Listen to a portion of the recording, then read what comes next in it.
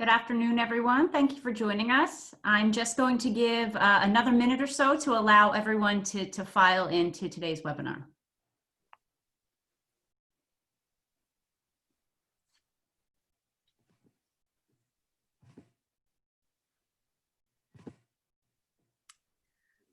Okay, so welcome everybody, and thank you for joining us in the second webinar in our four-part Tuesday webinar series, Title IX Regulations Update.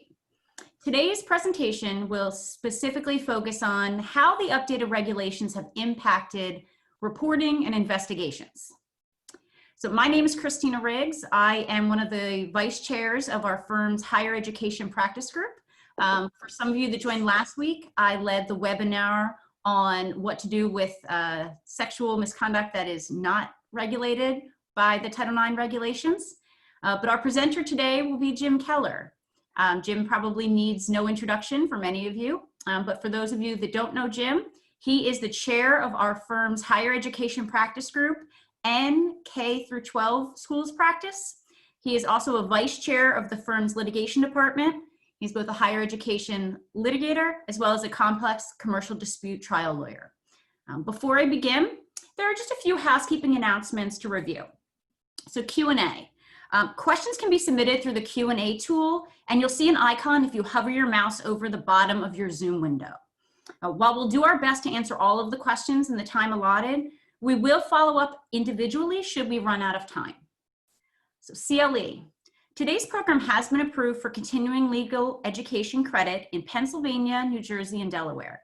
We have applications pending in Minnesota and Florida, and we hope to be able to obtain accreditation within these other states in our footprint for the remainder of the webinar series. Of course, we will need to verify your attendance, and here's how we'll do that today. At a couple of different points during this webinar, we will display and I will verbally announce a numeric code that you must record and report back to us.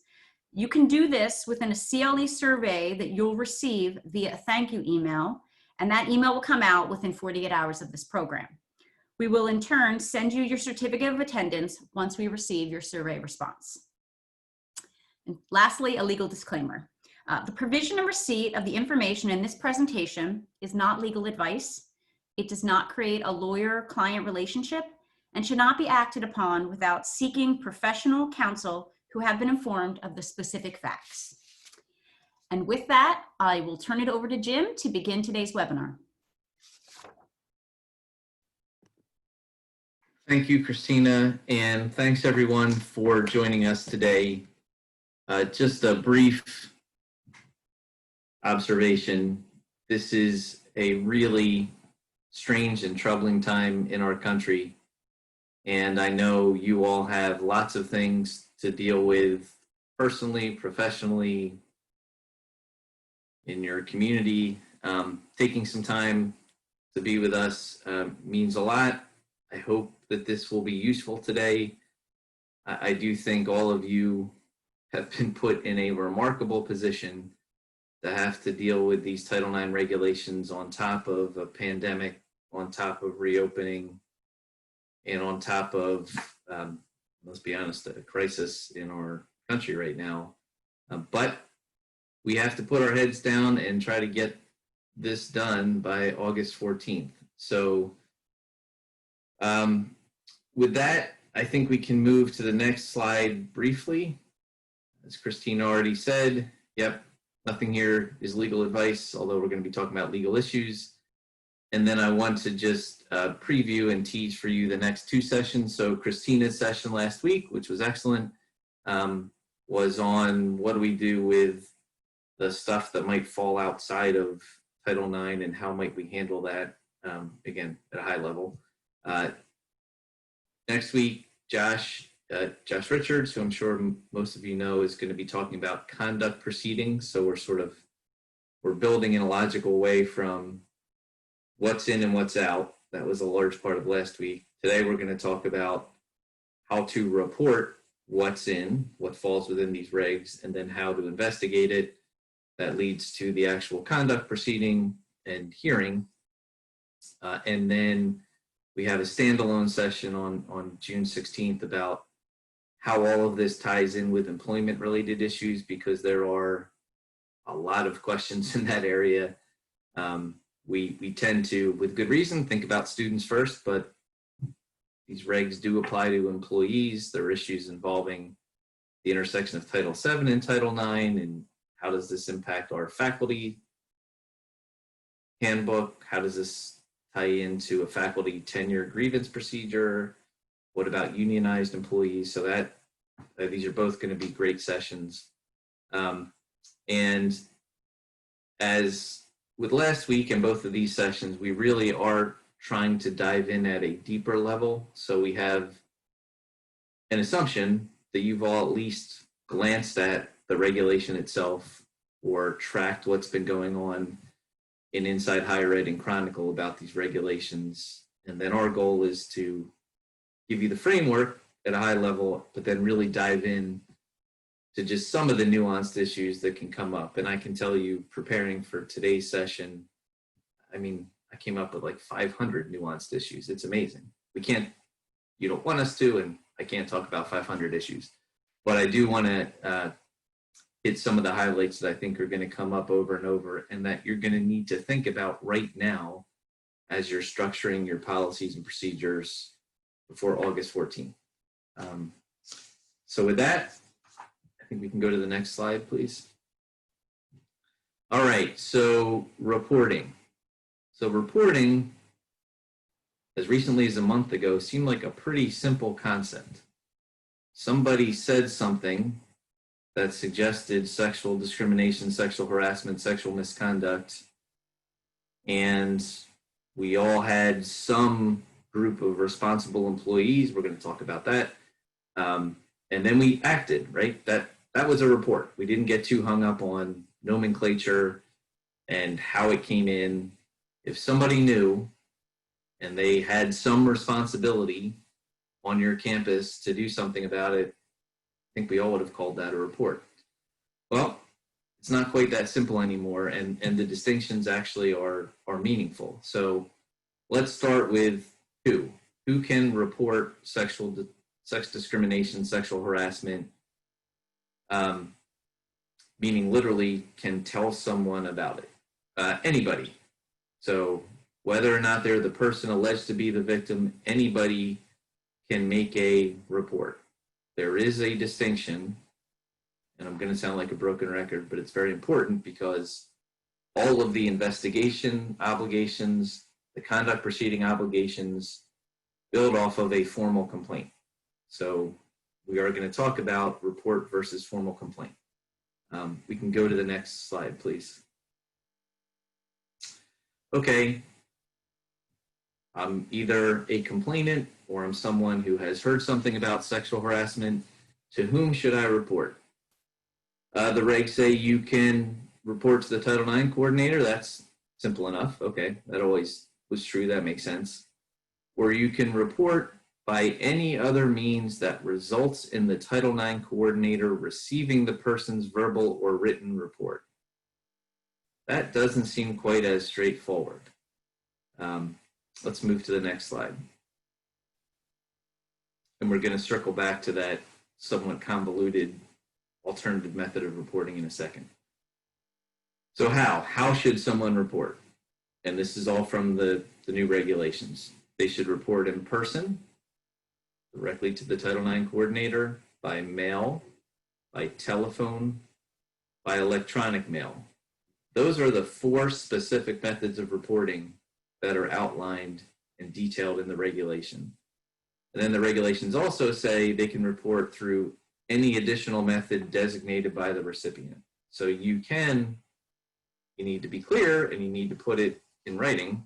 You can provide other methods of reporting, but those 4 are the ones you must have.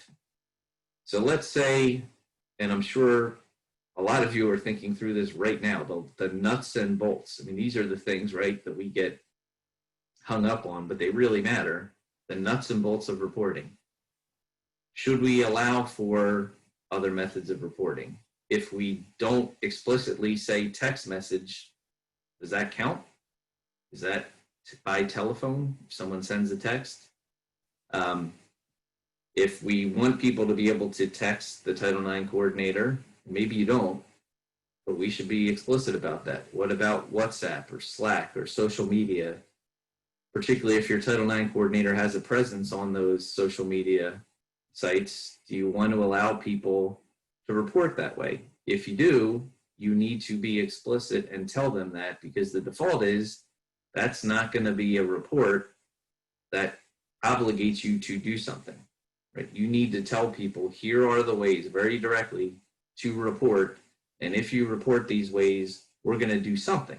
What the something is what we're going to talk about. But that's, again, seems like a minor point, but it's an important one. Next slide, please. When can a report be made? At any time, although that has all kinds of permutations, the anytime piece.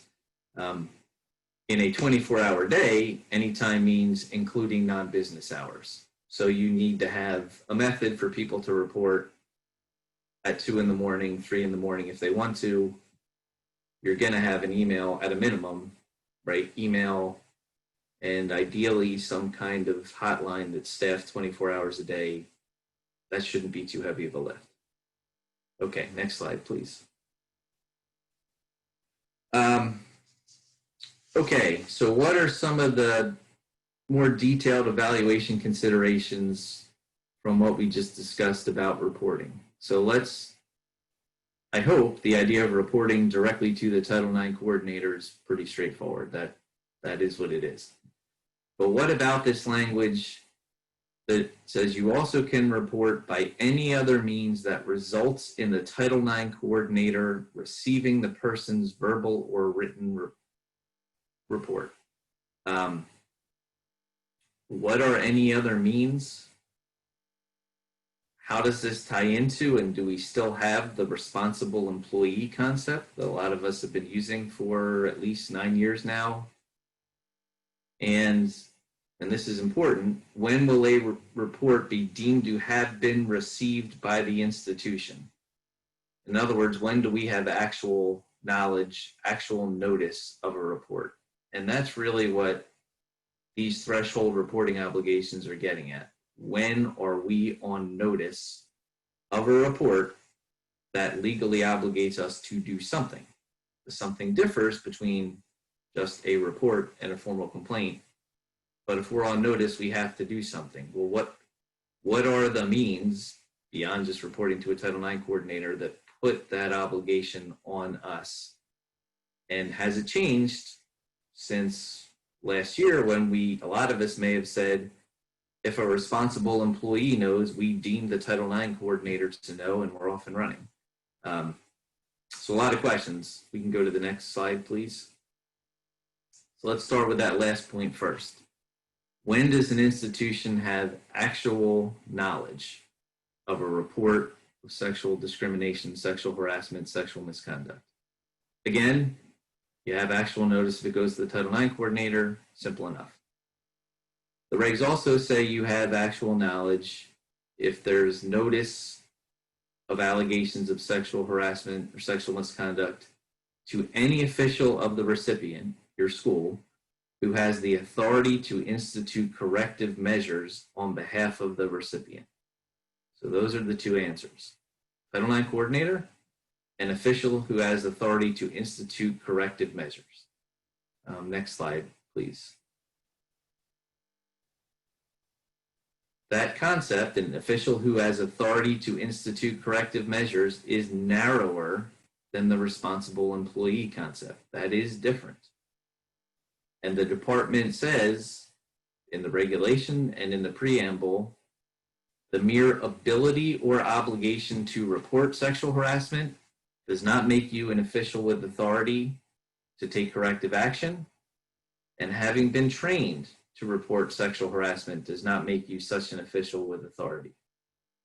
So I think it's worth just pausing on this slide for a second. So here's sort of where the change has come in this regard.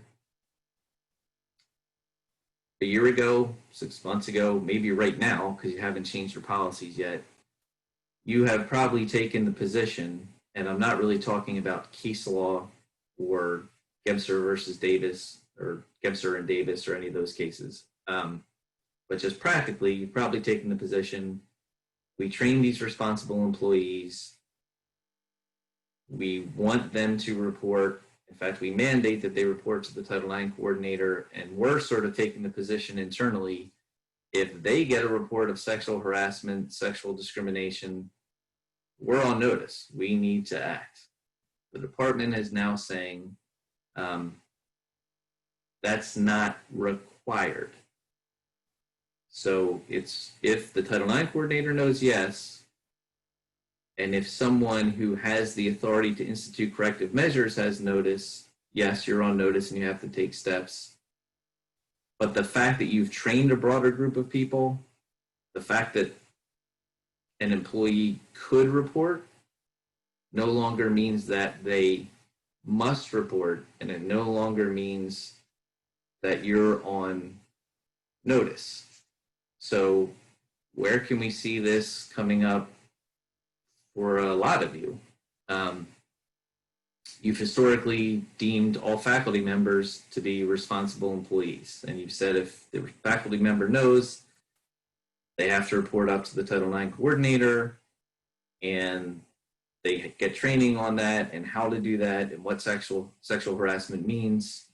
The department's now saying you can still provide all that training and you can still allow them to report to the Title IX coordinator, but unless that faculty member has the ability to take corrective measures, which they don't, you are not formally on notice until that information gets from the faculty member to the Title IX coordinator or to the person who can institute corrective measures. Next slide.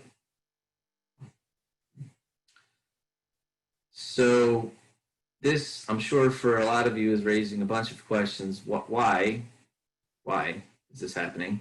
Can we still have, so are we prohibited from having responsible employees? What if we want to keep broad reporting the way we have it right now? Are we now prohibited from doing that? Here's what we can tell you as we sit here right now in early June. The final regulations explicitly do not adopt the term responsible employees, and I cite to the pages in the preamble where they are asked to adopt that term and they reject it. So they've said, we're not going to use that term. And the department goes on to say, I know it feels like I'm hammering you over the head, but this is a really important change. Triggering response obligations only when the Title IX coordinator or an official with authority has notice does a couple of things. They think that respects the autonomy of a complainant to make reports in different ways better than the responsible employee rubric, and it gives the institution more flexibility. So the department's view is this is better. And what we're saying is you can have, which is of course something that a number of folks on your campus have been calling for off and on for years, and oftentimes, not exclusively, it is faculty, right? Faculty who say, I feel like students should be able to come to me, and even though I'm not a mental health professional, talk to me in a confidential way, and I shouldn't have to report that. I shouldn't be designated someone who must report that to the Title IX coordinator, which means we're often running with an investigation if they don't want me to. I want them to be able to come to me in a confidential way. The department's now saying, yeah, you could do that. So you have more flexibility about who must report to the Title IX coordinator, who may report, and who may report only if the complainant consents. And the department says, to be even more clear, that you institutions have wide discretion in this regard. So if you want to have, so to get to the question of, can we still have responsible employees? The department has said, and I cite to the pages in the preamble, if you want to have every employee report to the Title IX coordinator, every incident and report of sexual harassment, you can. You don't have to. And oh, by the way, if those employees are permitted to report to the Title IX coordinator and they don't, that might be an internal institutional policy violation, right? If you say they have to and they don't, they may be violating your institutional policy. But we, the Department of Education, are not going to say that you're on notice because the actual information never got to a Title IX coordinator or a person who has the ability to take corrective action. So that's a whole lot of stuff that I just threw out there at you. But it all ties into reporting and what happens next, which again, if you were one of the institutions that said until recently, everybody's a responsible employee, in some ways it was simpler. Report comes in, we're on notice, off we go. Now there's all these different branches that you can follow. Next slide, that might be a good time to pause for any questions and make sure you guys get CLE. Yeah, so we're going to pause here for questions. Jim, I think we have 2 questions in the queue for the Q&A. But before we get to that, for those of you that are looking for CLE, the first code of today is 445713. That is 445713. Okay, and Jim, we have 2 questions in the Q&A right now. The first question relates to the concept of any other means. And the question is, can the Title IX, when we say by any other means, does that mean that the Title IX coordinator could hear it verbally, perhaps even from someone secondhand? Would that be included in the concept of any other means as stated in the regulations? So yeah, I would say for that one, the answer is yes. In fact, there's a discussion in the reg that says any other means that results in the Title IX coordinator receiving the person's verbal or written report. Doesn't say they have to get it directly from the person. The real concept is it's got to get to the Title IX coordinator. So I would say yes, it can be verbal, it can be secondhand, but if it gets to the Title IX coordinator, we have to do something. What that something is what we'll talk about in a minute. Right, and just to tack on to that, it would get to the Title IX coordinator or to another person with the authority, another official with the authority to respond, correct? Yep, that's right. And then the second question is, at the current state, are you aware of any injunction actions seeking to delay the implementation of the new regs? So I am. I know that Know Your 9 through the ACLU has filed an action seeking injunctive relief. I don't have it really in front of me. I know it doesn't seek to necessarily enjoin every part of the rule, but it seeks to enjoin the implementation date and certain provisions in the rule. I don't know, and it's a great question. I don't know what's going to happen with that complaint. I know that other institutions are kicking around the idea of maybe banding together and seeking some sort of injunctive relief. I just don't know.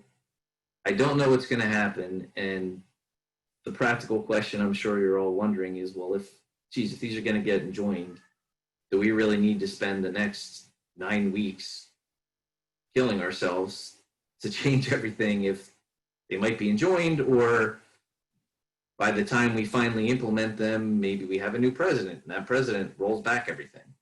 It's totally legitimate question and one that I'd be asking. I think the answer is we don't know, and I would not have confidence. I wouldn't have confidence in anything right now in this regard, but I certainly couldn't tell you, don't worry about it. Wouldn't want to do that. August 14th comes, nothing's changed, and you haven't gotten prepared. I think you need to act as if these will all be a go on August 14th.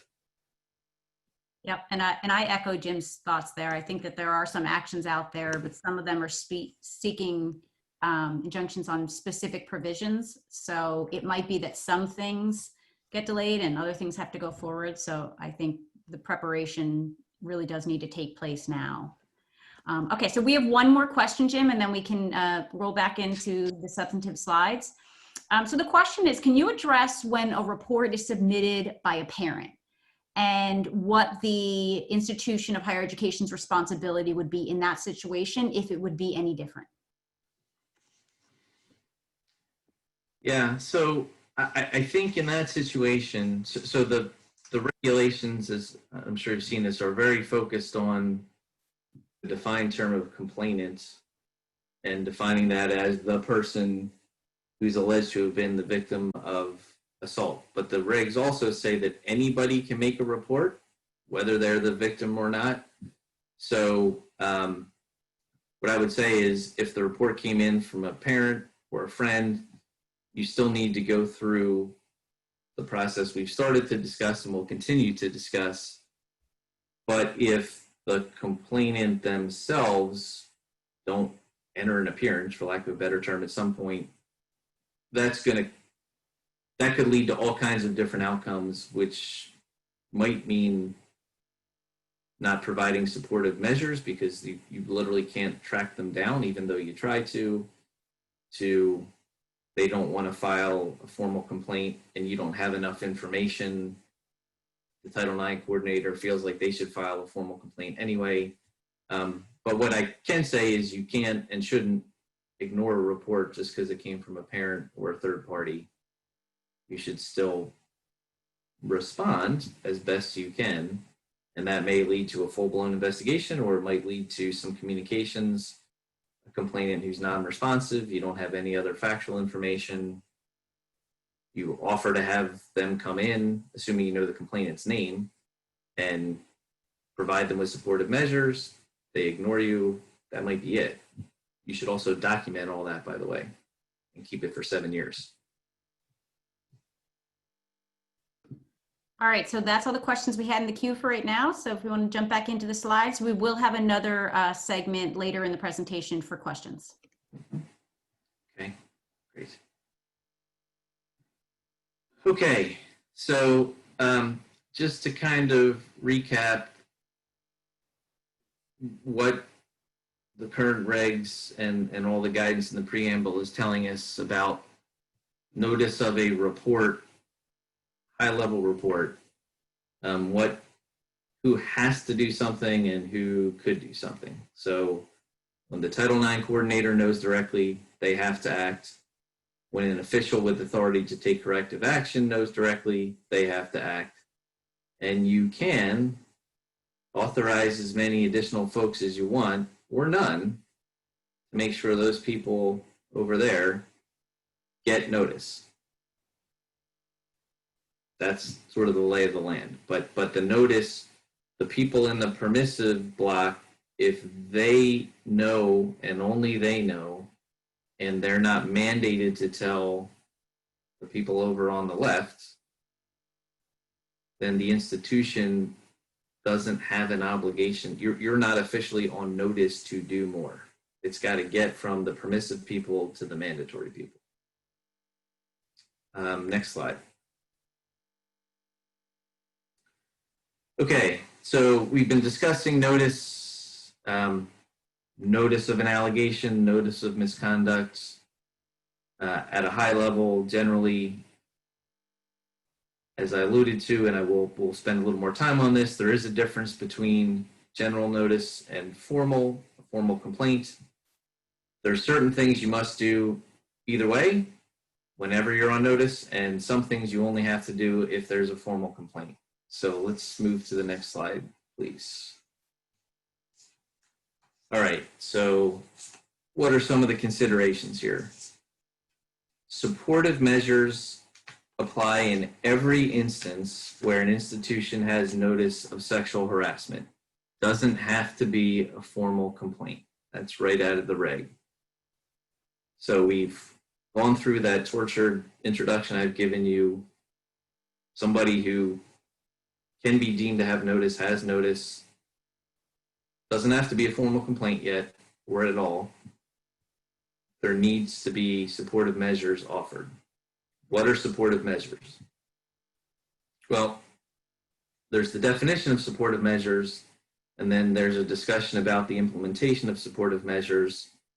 They don't match up exactly, and we'll talk about that, but let's start with the definition. So supportive measures are non-disciplinary, non-punitive, individualized services that should be offered as appropriate to the complainant or the respondent.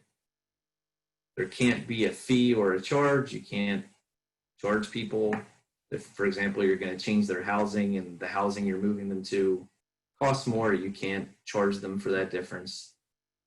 Supportive measures must be designed to restore or preserve access to the educational program or activity without unreasonably burdening the other party. And I put asterisks around designed to, because there's a pretty long discussion in, I'm calling it the preamble, it's the thousands of pages of stuff before you get to the actual regs, right? But there's a pretty long discussion in there about whether supportive measures must actually restore or preserve access to be effective, or must be designed to restore or preserve access to be effective. And the department on this point, which should give you some comfort, is very clear that the measures have to be designed to restore or preserve access. So if you decide, for example, that changing class schedules is an appropriate supportive measure and you design a program for that to happen, but in fact, the complainant does worse in the new class and is miserable and is suffering from mental health issues, they can't say, they can say it, but as a matter of this regulation, they would not get any support from the Department of Education if they said, hey, listen, that was an insufficient supportive measure. It didn't work. You have to design a program that you believe will work and give them access. That's your job. So what can supportive measures include? And these are things specifically called out by the Department of Education: protecting the safety and security of all parties, counseling, extensions of deadlines, course-related adjustments, making adjustments to people's work or class schedules, campus escort services, mutual no-contact restrictions, and I want to circle back to that, work or housing location changes, and maybe providing a leave of absence. So you'll see on that list, it says mutual no-contact restrictions. That is the specific supportive measure that is mentioned in the department's regulations.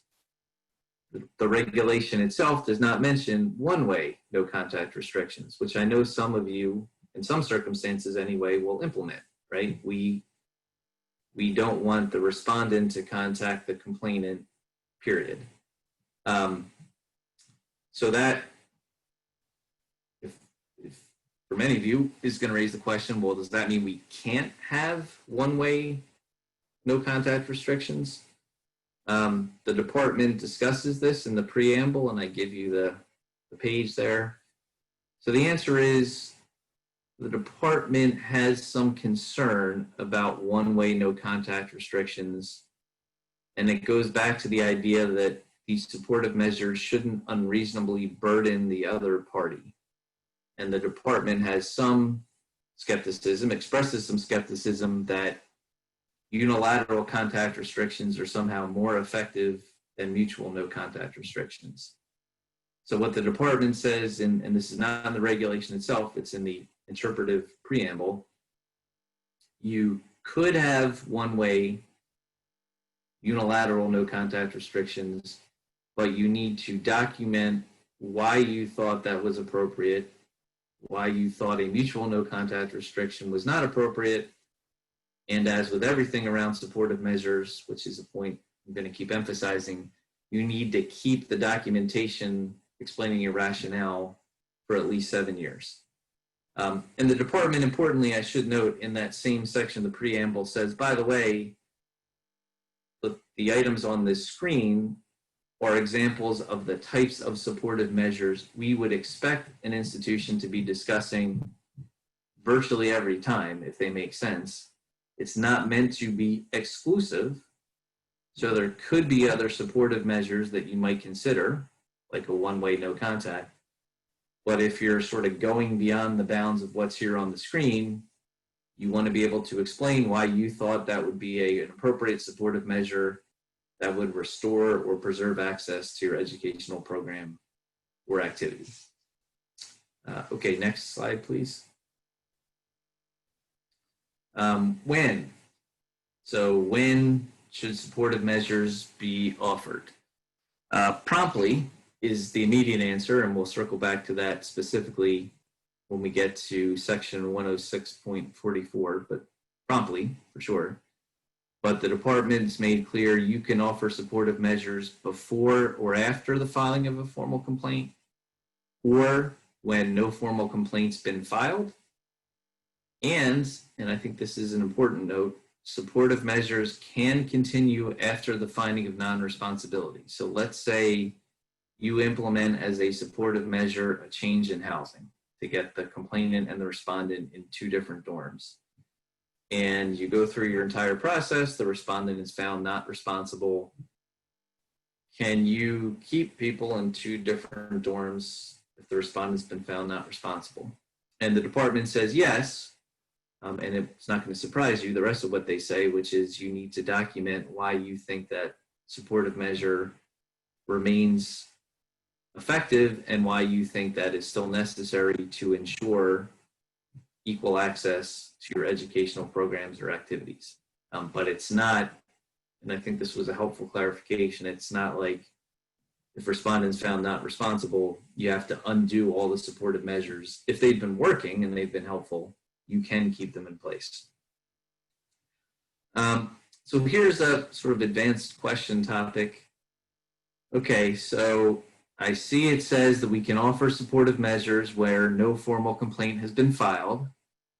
Okay, well, what if the reason no formal complaint's been filed or a formal complaint has been dismissed is because the conduct did not occur in our education program or activity, right? Which is under the definition of sexual harassment, if it does not occur in your education program or activity, it's not sexual harassment under this regulation. The formal complaint should be dismissed. But the definition of supportive measures, which we just talked about, specifically says that supportive measures must be designed to restore or preserve equal access to your education program or activity. So, in other words, the purpose of supportive measures as defined by the department is a thing it seems like we can't do because this person, we have conclusively determined they're not participating in our education program or activity. How can we restore their access to a thing they don't have, right? There's some hint, not a clear answer, but in the preamble. So at 3181, and I'm just going to read it, and I apologize, but it'll be easier. So not a direct answer, but the department seems to anticipate this situation and says if there's a situation where you just can't provide someone with supportive measures, and maybe it's because there's no way we can restore their access to our educational program or activity, you must document your reasons why such a response is not clearly unreasonable in light of known circumstances. So a little bit of gobbledygook, but it sounds like the department at least contemplates there might be times where you just can't, you want to provide a supportive measure, it's not going to work, and you just need to document why it is we're not either doing anything or we're not doing more. Next slide, please. So supportive measures, more on supportive measures, and this really does all tie into reporting because this is happening right at the outset, right? You've got this information in, doesn't have to be a formal complaint. We've got to go through all this in very quickly. It's a lot. So to whom? Well, as I said, the definition of supportive measures say that supportive measures can be provided to the complainant or the respondent. But when you get to the section of the regs that actually talk about recipients' response to sexual harassment, what we must do to respond to an allegation of sexual harassment, the language there says that the institution must treat complainants and respondents equitably by offering supportive measures as defined to a complainant, which is just, to me, a really odd phrasing. You would think it would say, and the respondent, but it doesn't. And that same section, 106.44, goes on to say that we must promptly contact the complainant to discuss supportive measures. It does not say we must promptly contact the respondent. So the definition talks about complainant and respondent. The implementation provision really only talks about the complainant. What the heck does that mean? I mean, the honest answer is we're not sure. The best way that I could read the two together is to say that supportive measures can be offered, and in some situations maybe should be offered to both the complainant and the respondent, but you must, right, so they're sort of permissive, but you absolutely must promptly offer supportive measures to a complainant, promptly contact the complainant, and if you don't do those things, you're going to be in violation of the regulation. I think that's the best way to read those two things together. There may be some clarification coming, that would be great, but there is a little bit of a disconnect between the definition and the implementation. Disclosure of supportive measures. Can we disclose supportive measures that we're offering to one party to the other party? So the default is no.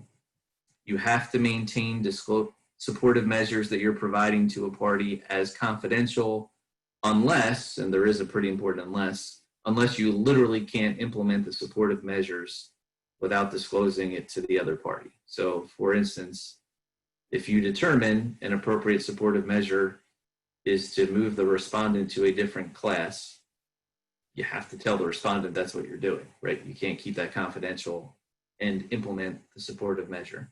But otherwise, the default is supportive measures should be kept and treated confidentially.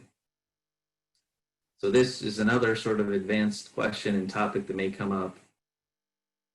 How do we harmonize that with our obligation, which we'll talk about in more detail later, to disclose to both parties the evidence obtained as part of the investigation that relates to the formal complaint? So that's something when we get to the investigation stage, you need to disclose evidence that you've obtained that's related to the formal complaint. Well, isn't, in some instances, if not most instances, evidence of supportive measures relevant or at least relate to a formal complaint? I mean, if, for example, so here's just a hypothetical, food for thought, the supportive measure you provide to a complainant is you provide them with security, additional security and escorts.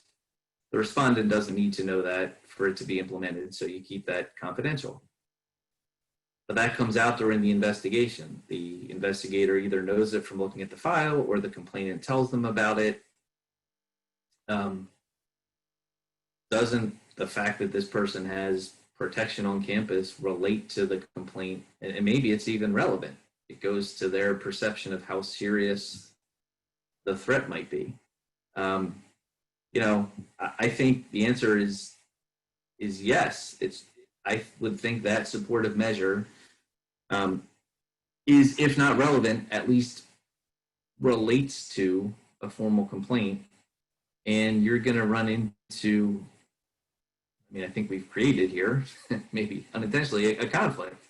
We're told we have to keep it confidential, but we're also told we have to disclose it.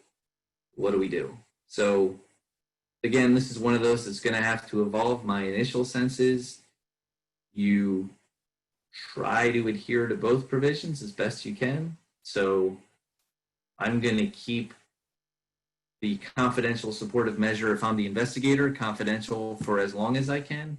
I might even write in my report, the investigator also received information about supportive measures that might relate to the complaint. However, those are confidential pursuant to section 106.3. I haven't really thought through whether that makes total sense, but that would be fair. You're being transparent. You're saying, I know other stuff, but I don't think I can tell you because of this other provision. And who knows? The complainant seeing that, or their advisor might say, "Oh, I waive I want you to tell them. I want them to know about that," right? And problem solved there. Or the respondent may insist upon saying it and knowing about it, and then you're going to have to make a call. But I think you would fall back on the confidentiality obligation.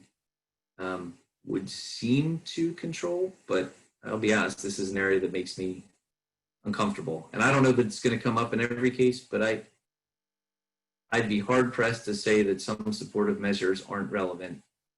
I'd be hard pressed to say that the parties wouldn't want to know about them.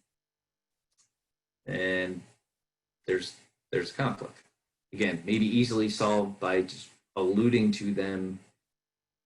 And again, I think a lot of complainants would say that totally goes to my story here. I want people to know about the supportive measures, and then it's a non-issue. Okay, next slide, please. All right, so still tying into reporting, because we've gotten a report, we've done our initial analysis, we've offered supportive measures. What if we believe we need to remove someone from campus immediately, quickly? So this, I know some of you who are participating today either had or maybe still have a rule where if someone's accused, particularly of sexual assault or a Clery Act crime, we get them off campus right away. There seemed to be some suggestion from the Dear Colleague letter that maybe that was acceptable. It seemed cleaner. We're going to remove them immediately and then sort things out. Where does that stand under the new regulations? Well, it's still permissible to remove a student respondent. To start with students first. If you perform an individualized safety and risk analysis, and this is totally coming from some OCR guidance that a lot of you might be familiar with, that's evolved since 2011. If you perform an individualized safety and risk analysis and you determine that this respondent, well, that's not true. I shouldn't say that there is an immediate threat to the physical health or safety of any student or other individual arising from the allegations of sexual harassment that justifies removal, you have to provide the respondent with notice of this decision, and the respondent must have the opportunity to challenge the decision immediately following the removal. So this raises, consistent with our advanced webinar series, some advanced questions, I think. So again, I know this is true for some of you, either your institutional policy or you had some bumps in the road with federal courts where you issued an emergency removal order and the student challenged it, and your process maybe said, well, until that challenge is resolved, you can stay on campus. Or they ran to court and got an injunction. The court said, until this is resolved, they can stay on campus. Does the regulation now allow us to literally remove them and then provide this appeal challenge opportunity? My sense is yes. So if the department wanted to, and as you know, this was an incredibly detailed, carefully worded series of documents, they could have said, respondent has the opportunity to challenge the decision immediately following the decision, which could be read as the minute the piece of paper is drafted. It says instead, following the removal. And when you look at the preamble, and it's right around the same page that's referenced on the screen. It's like a 2 or 3 page discussion. But the department does also make clear that immediate doesn't mean literally 2 seconds. It means as soon as reasonably practicable. And, like within a day. If you waited a week, that would be bad. But we don't mean as someone is leaving campus, they must have the right to challenge it while they're in the car going home. So I think taking those two things together, I believe you can remove someone, assuming you've gone through this individualized analysis, and then after they're removed, give them the opportunity to challenge it while they are off campus. other interesting question. What about threat to self? So the regulation says that you may remove someone if there's an immediate threat to physical safety or health of any student. Doesn't say the complainant, doesn't even say witnesses, it says any student. Could it be the respondent themselves? So they've been accused of sexual misconduct and they are so distraught, you think they're a risk to themselves. Can you remove them from campus on that basis? Amazingly, hopefully, this is covered in the preamble, and the answer is yeah. If you performed an individualized assessment and determine that the respondent poses a threat to themselves if they stay on campus, you can remove them. Now, the preamble also says you have to make sure you're doing that in a non-discriminatory way, and it can't be based on a disability, which I can definitely see some tension if the thing that's prompting their removal is a mental health issue.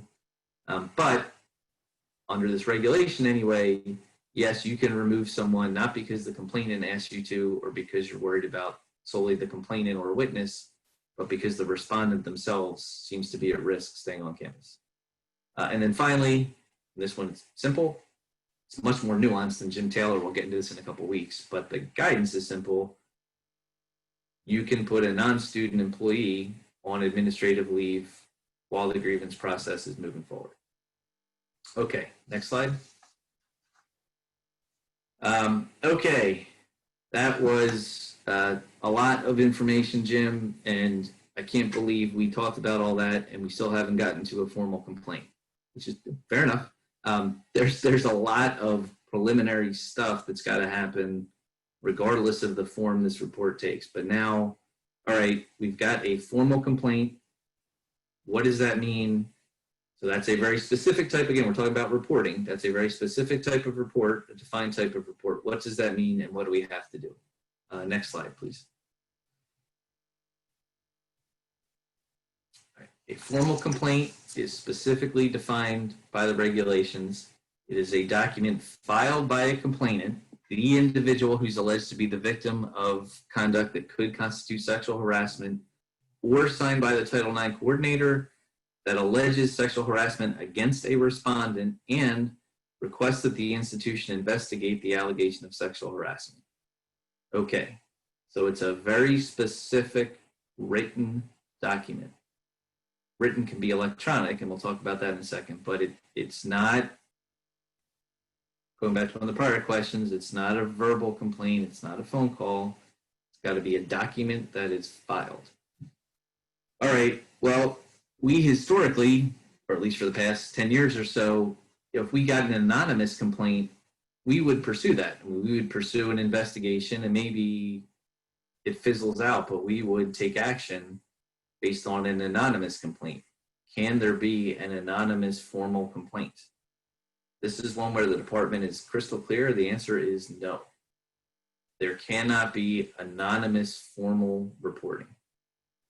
And this goes to issues around due process and the right to confront the other party and all of the things that we've all been talking about in our offices and online and on AccuNet and other places for months now. But the department feels very strongly about this. Nope, you have to put your name, or the Title IX coordinator has to put your name on a piece of paper to move forward with a formal complaint.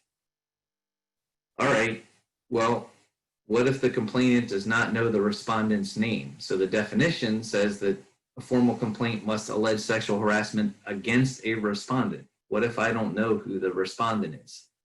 I was, just to give an example, I was at a party in a dorm and I was really intoxicated and someone sexually assaulted me, but I don't know their name, or maybe I'm not even sure who it was.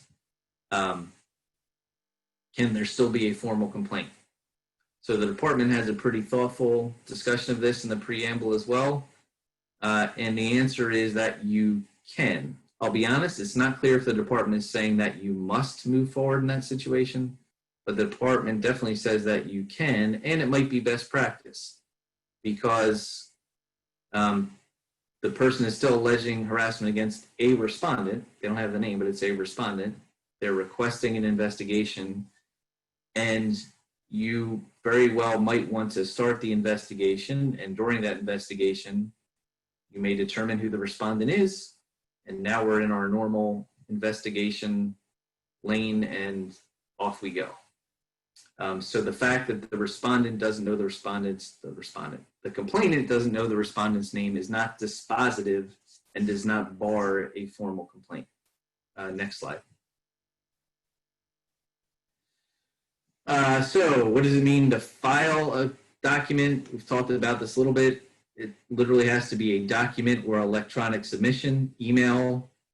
So it can be a literal hard copy, an email, or an online portal that I know many of you already have, where they can fill out a form and submit it, but it has to contain their physical or digital signature or otherwise indicate that they are the person filing the complaint. Can't have a parent, so we can have a parent make a report. We talked about that earlier, but the parent can't sign it on their behalf. The complainant has to sign it. All right, I think I got that. But then there's also this thing that says the Title IX coordinator can also sign a formal complaint. When would or should that happen? Because I've been hearing all this stuff about the department wanting to give more flexibility to complainants, allowing them to report things in a confidential way, not move forward if they don't want to move forward. So when would a Title IX coordinator step in if the complainant is not doing it themselves? Well, the easiest answer is ideally, a complainant will file a formal complaint, and that's the cleanest way to go. If they don't, there are really two ways where a Title IX coordinator might sign a formal complaint themselves. One, which I actually allude to second, is if a complainant's just not responsive. So you've gotten information and the information seems really serious, but then the complainant just kind of disappears or stops responding, and the Title IX coordinator determines, so the complainant hasn't said, please don't do this. They have said, either I'm not participating or they just disappear, which happens, right? It happens to all of us. In that circumstance, the Title IX coordinator may decide this is serious enough, the allegation is severe enough that I'm going to file a complaint and institute a formal process. Can a Title IX coordinator institute a formal process, file a formal complaint against the complainant's wishes? So the complainant is known, they are participating, and they're saying, I do not want there to be a formal process. I do not want there to be a formal complaint. No, thank you. The guidance from the department is a Title IX coordinator should only do so in that circumstance against the complainant's wishes if it's not clearly unreasonable in light of known circumstances. And that would have to be an extraordinary situation where you are concerned about other people on campus, lots of other people on campus, a systemic problem, and while you hear what the complainant's saying, you think, this needs to move forward through our formal investigation and grievance process. Final note, and an important note, because I know for sure this will change procedures for some of you. A number of institutions, and I think this was consistent with prior guidance, where the Title IX coordinator would step in, who would basically deem the Title IX coordinator or the institution to be the complainant, and now it's complainant versus respondent. That's no longer the case. The Title IX coordinator can sign the formal complaint and get the process moving, but the complainant is still the party. Next slide, please. Jim, before we get into more on the formal complaint, we had a question come in. I think it'll make sense if we answer it in the concept of what we're talking about here. Sure. In terms of the inability to have an anonymous formal complaint, what happens if an anonymous complaint comes in that the Title IX coordinator wants to move forward with? Could the Title IX coordinator sign a formal complaint in that instance? I'm going to pull the exact language, but I think the answer is no, because the department was pretty clear around this. I mean, cannot file a formal complaint anonymously because a formal complaint must contain the complainant's physical or digital signature, of course, or the Title IX coordinator's signature. The complainant cannot remain anonymous or prevent the complainant's identity from being disclosed to the respondent. Fundamental fairness and due process principles require that a respondent know the details of the allegation to have an adequate opportunity to respond. Bringing claims, charges, or complaints generally requires disclosure of a person's identity. The person needs to be able to be subject to examination at the hearing. So, I realize that's sort of a non-answer. I mean, I guess there's a little, it's crystal clear the complainant themselves can. I would agree it's a little less clear. It doesn't explicitly say the Title IX coordinator can't file the complaint in that circumstance. But then when you read the rest of the preamble and all the reasoning as to why the department does not believe anonymous complaints are appropriate, it would still seem to apply. You're not going to have the ability to cross-examine. You're not going to have the ability to interview that person.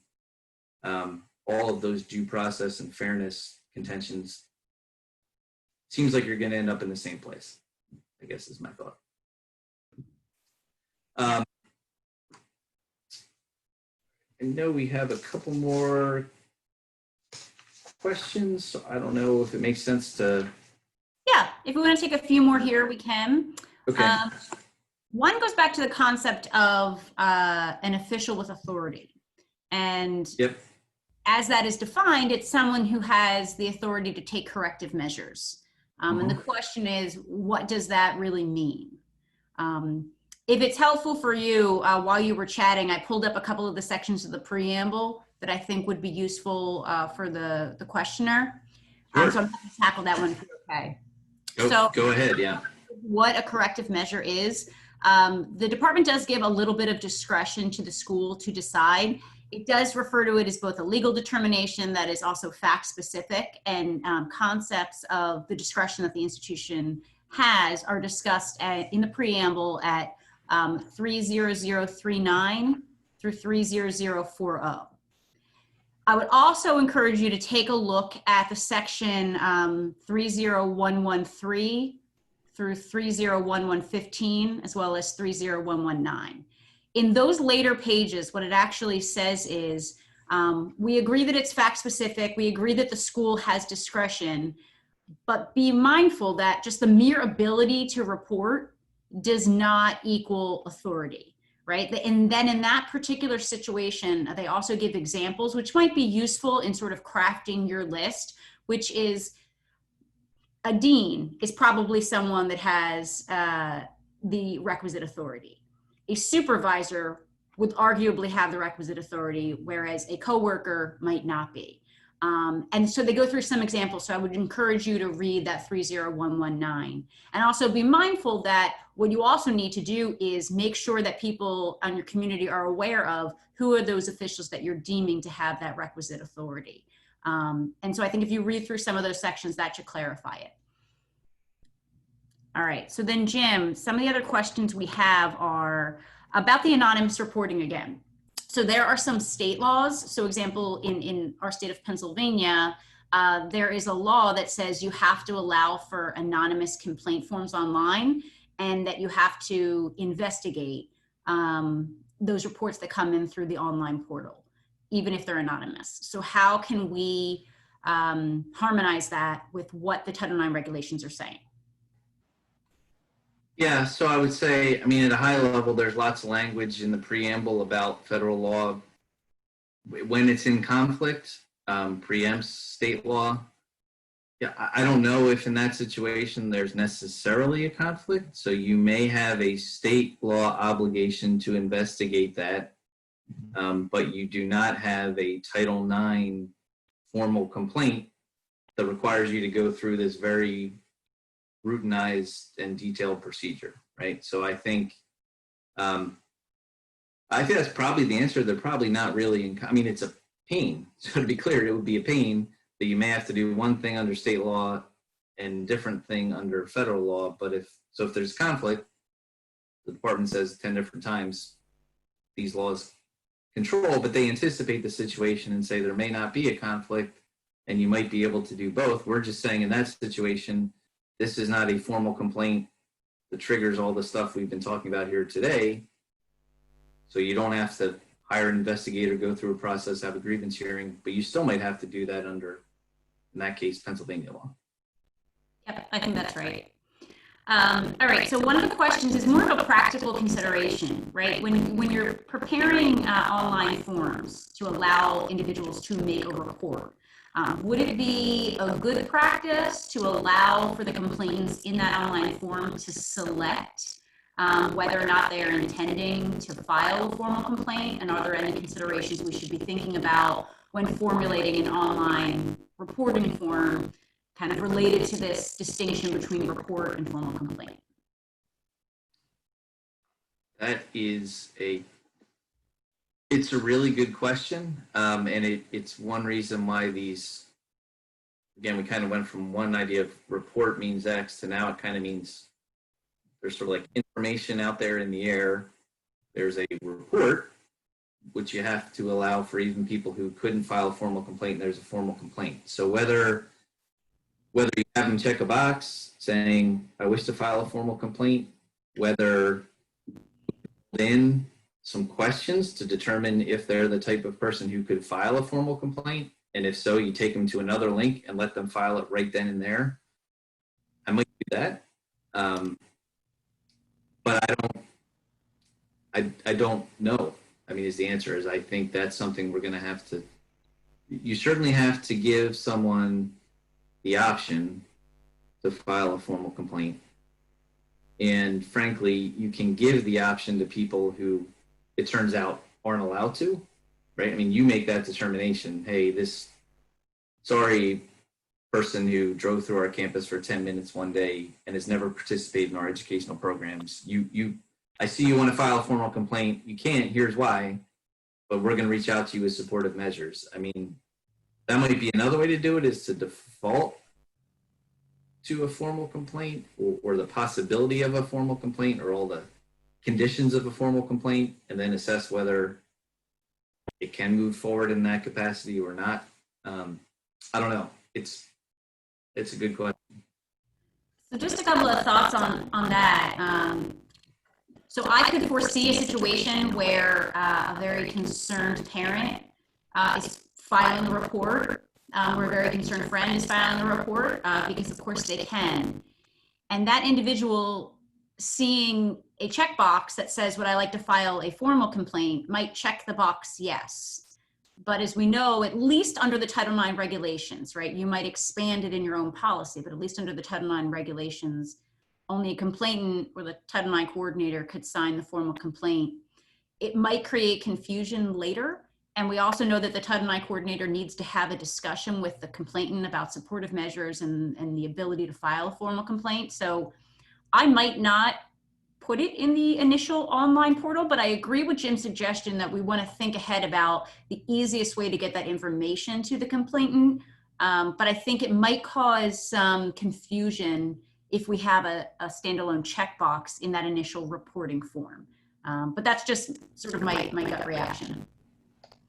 So I think, Christina, we got about 25 minutes. So I think maybe I should go back to the slides. And then if we don't get to, I hope we'll get to all the questions, but if we don't, certainly I'm happy to reach out to folks right afterwards, or at any time you'll have our contact information. I think we'll be able to cover them, but I want to get through a few more of these sort of important reporting and investigation pieces. So another component of a formal complaint is that the complainant must be participating in or attempting to participate in your education program or activity at the time of filing.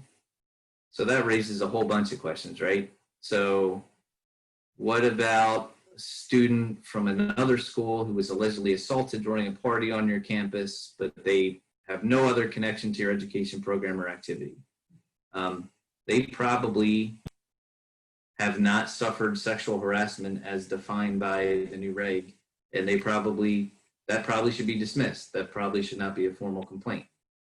Student from another school taking an online course at your school, who's maybe a victim of stalking, let's say, okay, yeah, they're participating or attempting to participate in your education program or activity. That's probably a go. How about, and I'll sort of group these together, a recent graduate, alumni, someone who's on a leave of absence, or even someone who's withdrawn from school precisely because of this alleged sexual harassment? It would seem that the answer is, well, no, because they're not participating in your activity at the time they filed the complaint. They've graduated, they're an alumnus, they're on a leave of absence. But I would take a close look at the preamble page that I highlight there, because the department suggests that graduates, alumni, someone on a leave of absence, someone who's withdrawn because of this alleged sexual harassment could qualify as someone who's participating in or attempting to participate in.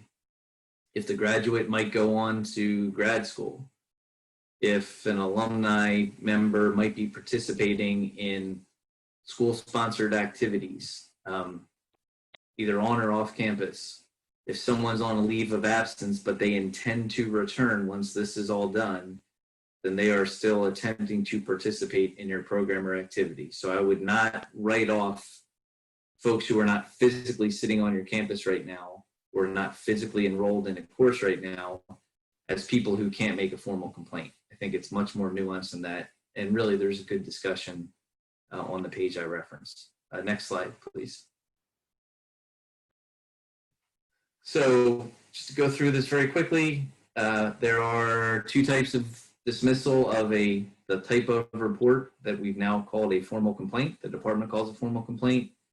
You must dismiss if the conduct alleged would not constitute sexual harassment, even if proved, if it did not occur in your education program or activity, or it did not occur against a person in the United States. And Christina covered a lot of that last week, jurisdictional piece and what falls inside and outside your program. You may dismiss a formal complaint if the complainant notifies the Title IX coordinator in writing that they'd like to withdraw the complaint and the allegations in the complaint, if the respondent is no longer enrolled or employed at your institution, or if specific circumstances prevent you from gathering evidence sufficient to reach a determination. Just say there, like, use that one with caution, because that seems ripe for challenges. But that's the lay of the land on when you must and when you can. So next slide, please. So, okay, when I see what the conditions are for mandatory dismissal, when? Upon receipt of a formal complaint. So we've received the allegations and read them. Yeah, for sure. You definitely, mandatory dismissal is warranted and in fact is expected then. What about we've conducted the initial interview and it is crystal clear what this person is alleging is not sexual harassment as defined by the reg? Or what about I've gathered all the evidence during the investigation, it's kind of like summary judgment, and it's clear based on what we've gathered, this just can't be sexual harassment as defined by the reg, but we haven't had a hearing yet. Must I dismiss then? It seems like the answer is no. It seems like the literal language of the regulation and the guidance is the only time when you can must dismiss a formal complaint is at the time you're assessing the allegation. After that, you can have permissive dismissal in certain circumstances, but if it doesn't rise to one of those circumstances of permissive dismissal, you probably need to go all the way through to a hearing. Now that may seem silly to you, and you'd say, but geez, if I get through the investigation and there's just no way this can be sexual harassment as defined by the reg, I really have to have a hearing? Well, ideally, since as we'll talk about in a couple of slides, during the investigation process, you need to provide all of your evidence and a draft report to the parties. A savvy complainant or respondent with an advisor is going to read that and say like, oh, geez, this is, hopefully in some circumstances, the complainant will voluntarily dismiss their claim when they get to that stage and see, okay, there's no way. I now understand this can't be sexual harassment as defined by the reg. I dismiss my complaint.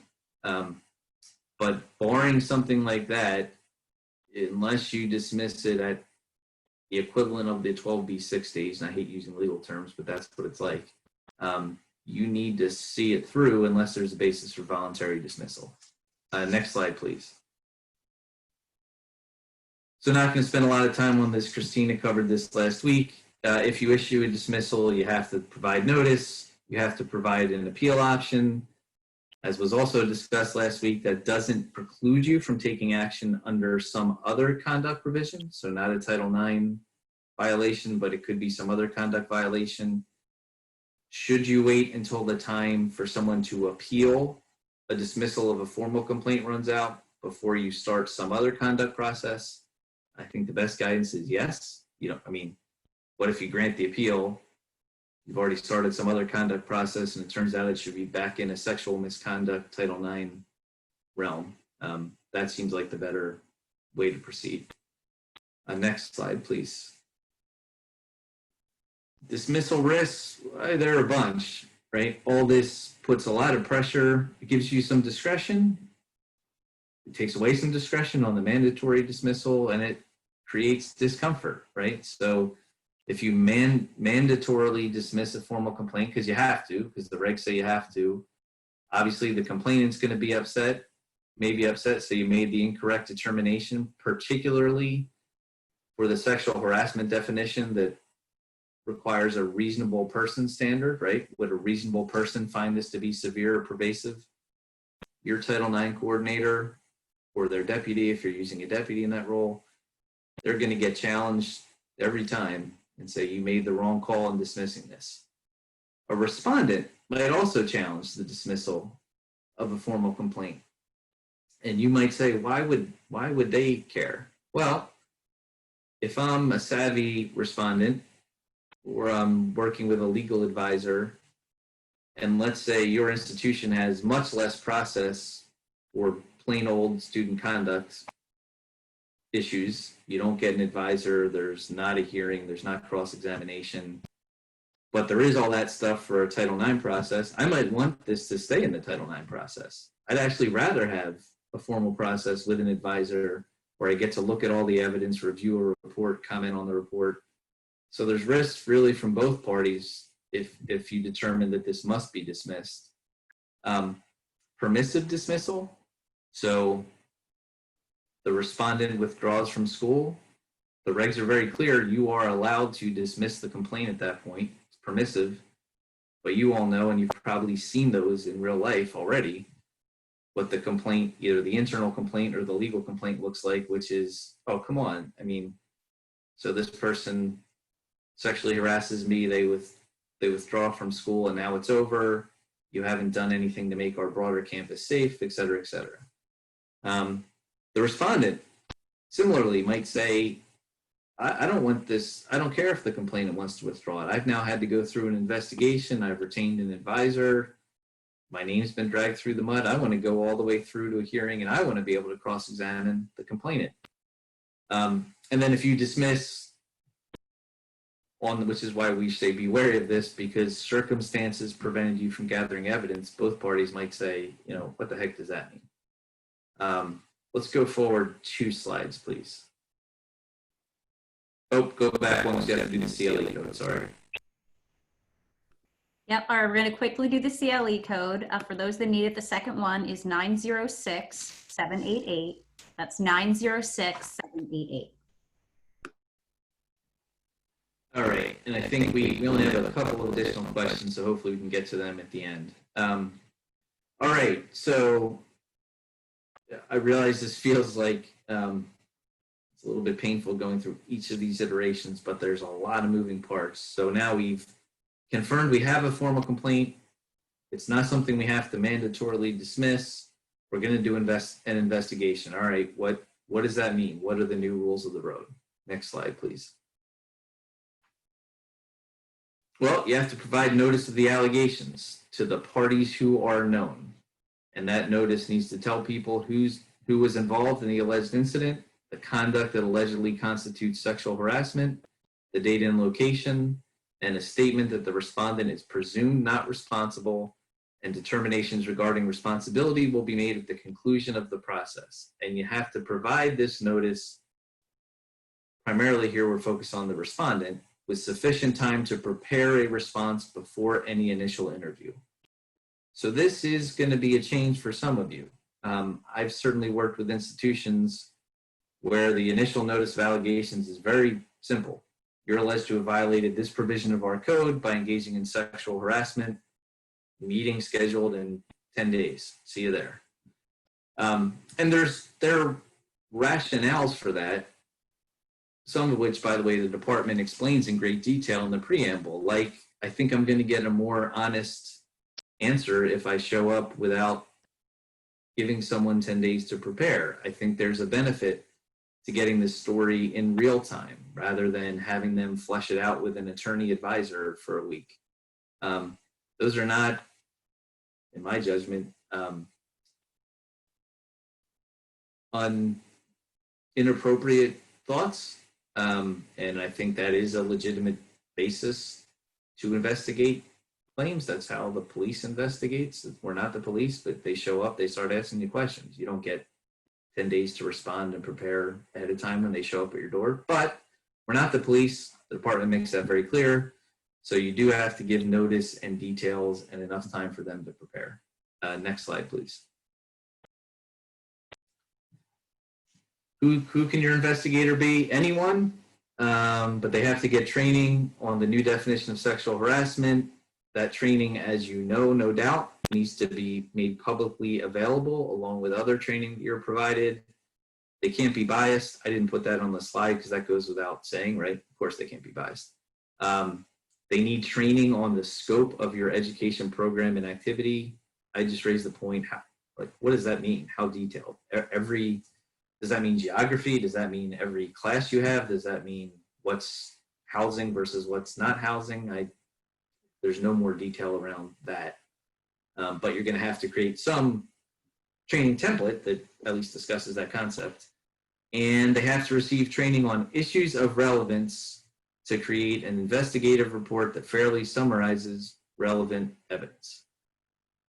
Doesn't say you have to literally discuss the relevance rules of the federal rules of evidence. Doesn't mean you have to cite to case law about relevance or form book, law. But you're clearly supposed to provide some training on what's relevant and what's not.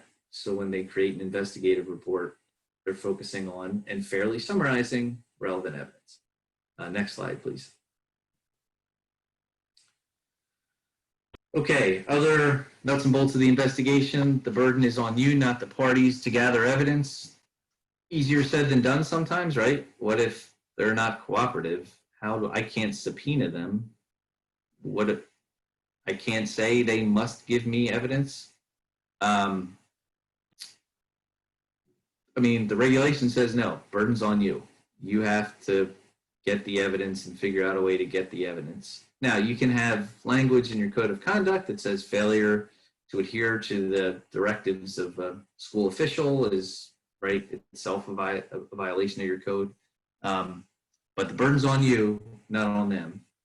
This next one is really important and I think impactful. Investigator cannot access or use medical or mental health records without that party's voluntary or written consent. So immediately some of you are going to say, well, what if it's a sexual assault case, incapacitation, intoxication is an issue.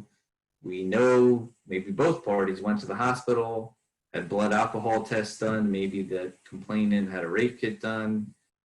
That's clearly relevant. I was just told I have to gather relevant evidence. I can't demand that they give me that. Short answer is no. I mean, the department discusses this in great detail. There's the page for the preamble, and they actually say, the language they use is, we've determined that some evidence is not relevant or cannot be assessed without consent, and medical records fall into that category. That is going to create difficulties in some of your investigations, just realistically. I mean, hopefully parties will consent if that evidence is relevant. I would think in a lot of circumstances, a complainant is going to want you to have that information, but you can't make them. Must allow parties to present expert witnesses. Yeah, okay. but I've certainly had investigations where, what does that mean? A report? Do I actually have to interview the person? If they want to present 5 different experts, do I actually have to consider every one? I think the short answer for now is probably yeah, you do. I mean, I think you're risking a party saying that you've excluded relevant evidence by not allowing them to send you or your investigator 6 expert reports if they want to. That doesn't mean they're all going to be relevant in your report. They might not all be relied upon at the hearing, but they have the right to present them, and I think you have to let them. Next slide, please. These are pretty straightforward. Can't have a gag order. So some institutions have language that say to the parties, you can't discuss this, shouldn't discuss this with others. You can't do that. You know that you can have an attorney advisor during the investigation, and you must provide written notice, not just the notice of allegation to the respondent, but notice to every witness so they have sufficient lead time, and you have to explain the purpose of the interview. How much lead time, how much detail remains to be seen. You want to be reasonable, enough so they know what it's about and they can be prepared. Next slide, please. All right, these are the last 2 slides, and we're sort of right on time, but these are both important. So inspection review rights. The regulation states that both parties must have the ability to inspect and review any evidence obtained during the investigation that's directly related to the allegations, even evidence you don't intend to rely on in reaching a determination. So the investigator gathers information, it's related to the allegations, but ultimately it's not really relevant and it's not going to have any bearing on their report. You must give both parties the opportunity to inspect and review that evidence. And what that means is you must send it, which is going to give some of you agita. You must send that information to the party and their advisor in electronic format or hard copy at least 10 days before any report's finalized. And you have to give the parties a meaningful opportunity to respond. All right, what does meaningful opportunity to respond mean in the preamble? The department suggests that means they should be able to prepare arguments based on what they've read, and they should be able to present you with additional evidence and witnesses. And while the department doesn't say this explicitly, they say you have discretion. Certainly, I think the expectation is if a party provides you with additional evidence and witnesses or arguments, they're going to expect the investigator to follow up on that, right? So this is going to lead to additional layers of complexity in the investigation process. I know some of you who've dealt with this issue are going to say, oh my God, I have to send all this evidence to the party, to their advisor. The advisor might be a lawyer. Can I prevent copying, distribution, public posting? Can I keep people from putting this on the internet? Thankfully, yes. Yeah, the department anticipated this, and in the preamble explicitly said, yes, you may put those restrictions on a party or advisor's review of this information. Next slide. Okay, so you've given them a chance to review the information. You are now drafting a report. What does the report have to look like? It must summarize relevant evidence, which I do think is narrower than the inspection obligation, as we just talked about. You have to send the report. So you've given them a chance to look at the evidence. Maybe they suggest additional witnesses. You do more investigation. Now you've got a second 10-day period. I've now drafted my report. I must send that, again, send it in electronic format or hard copy at least 10 days prior to the hearing so they can review it and provide another written response. Okay, I really don't want my draft report floating around on the internet. Can I restrict copying, publication, and further distribution? Yes, says the department, thankfully. And they specifically suggest that you might want to send it through a secure file share that's read-only. So yep, you definitely can do that. Can I limit the nature of the response? The department doesn't say. So are they allowed to write a 100-page response to my draft report? Probably. Do I have to act on the response? Well, the department specifically says that they don't prescribe a process for what you must do in response to a party's assessment of your draft report. But that best practice and respect for fundamental fairness will inform your choices and practices with regard to either amending your report or supplementing your report based on what they told you. And you have discretion on whether you're actually going to append their responses to your draft, to your final report. You have discretion on whether you're going to exchange this information with the other party. So complainant has X comments, respondent has Y comments. Are you going to exchange that with each other, with the parties? You can. You don't have to, but you can. But clearly the department is very focused on, and I would just say, fundamental fairness, giving people an opportunity to be heard multiple times. So if someone provides a response at the last minute that raises new facts or new witnesses, I would think strongly about following through with some additional investigation before you finalize the report.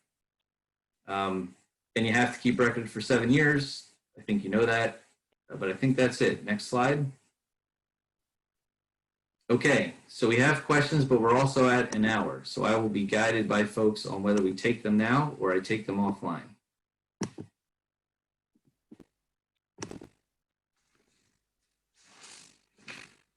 We have a few more. If you want, we can stay on a little bit longer to take a few of them.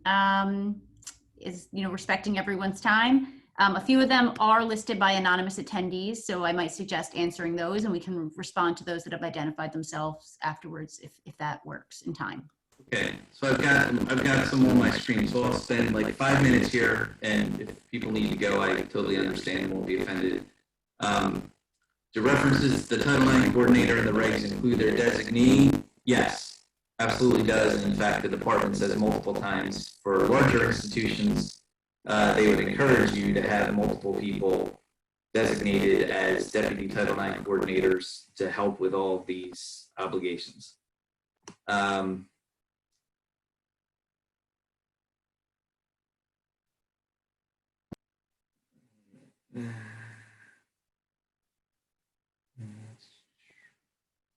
What if the complainant does not remember the exact date? I think you would put that in the information that's provided. So the notice of allegation, it does say you have to provide the date, but if you don't know, I think that's what you would, I don't think, by the way, that means you have to dismiss the formal complaint. I think you would say the complainant recalls that on or about this date or in or about this month, or it was cold outside and it was in the winter.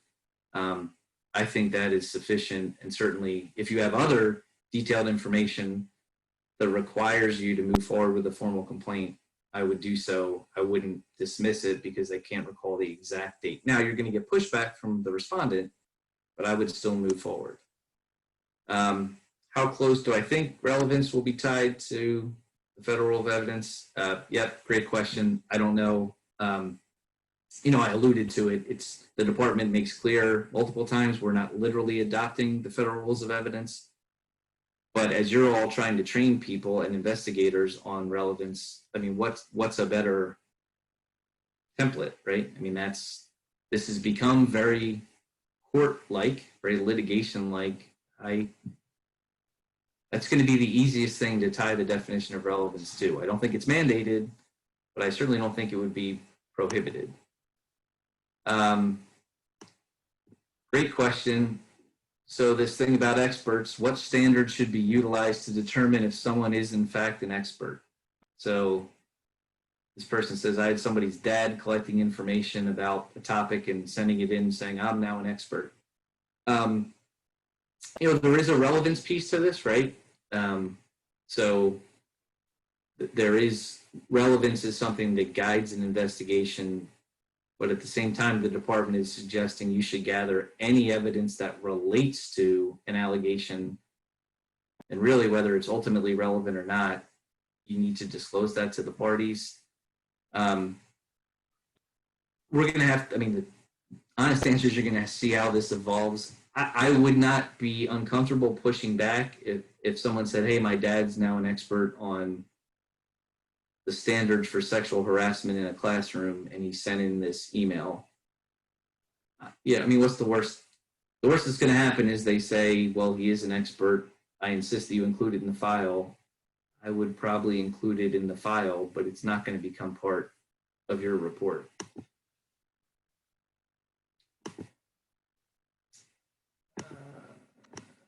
And the others, I think the others are all people who I am happy to respond to separately and directly. So I know we're at 5 minutes over time. So I think maybe that's a good place to stop. All right, so that concludes our webinar for today. If we did not get to your question, as Jim said, we will try and send you a response individually. Remember to keep an eye out for the thank you email with the CLE survey so that you can note the CLE reporting codes from the webinar. And again, thank you very much for your time today. Have a good one. Thanks, everyone. Be safe.